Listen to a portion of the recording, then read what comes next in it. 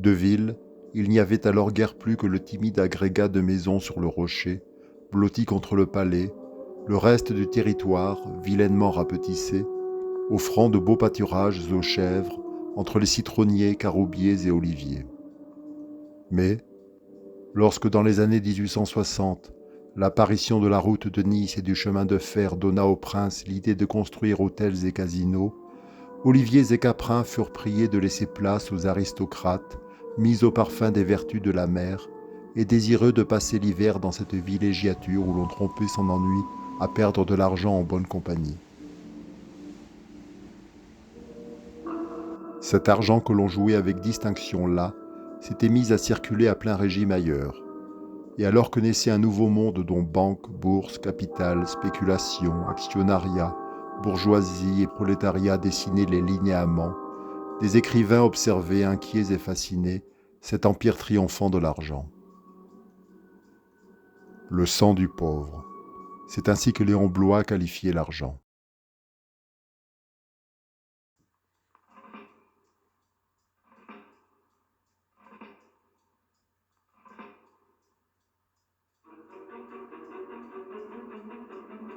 Le sang du pauvre, c'est l'argent. On en vit et on en meurt depuis les siècles. Il résume expressivement toute souffrance. Il est la gloire, il est la puissance. Il est la justice et l'injustice. Il est la torture et la volupté. Il est exécrable et adorable, symbole flagrant et ruisselant du Christ Sauveur.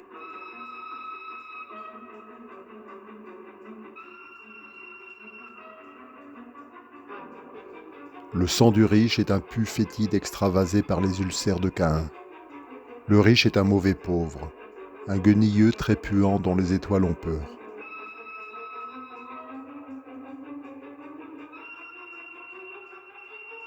La révélation nous enseigne que Dieu seul est pauvre et que son Fils unique est l'unique mendiant. Son sang est celui du pauvre par qui les hommes sont achetés à grand prix.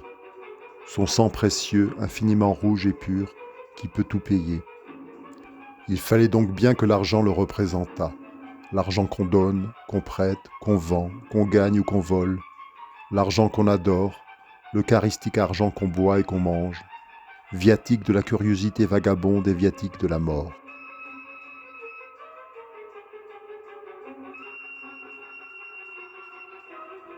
Tous les aspects de l'argent sont les aspects du Fils de Dieu, suant le sang par qui tout est assumé. Le sang et la chair du pauvre sont les seuls aliments qui puissent nourrir, la substance du riche étant un poison et une pourriture. C'est donc une nécessité d'hygiène que le pauvre soit dévoré par le riche, qui trouve cela très bon et qui en redemande. Les lois veulent qu'il y ait des enfants riches condamnés par leur naissance et par leur éducation à ne jamais savoir ce qu'est la pauvreté.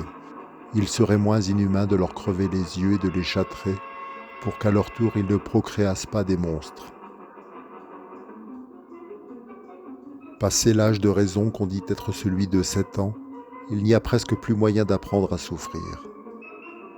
On ne lui voit pas d'autre ressource que de se tuer comme un joueur décavé ou de gémir lâchement dans son ordure.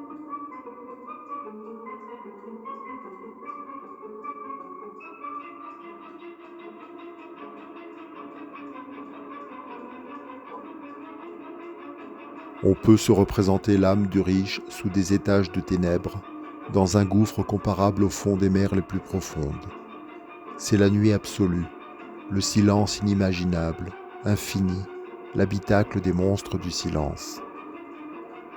Tous les tonnerres et tous les canons peuvent éclater ou gronder à la surface.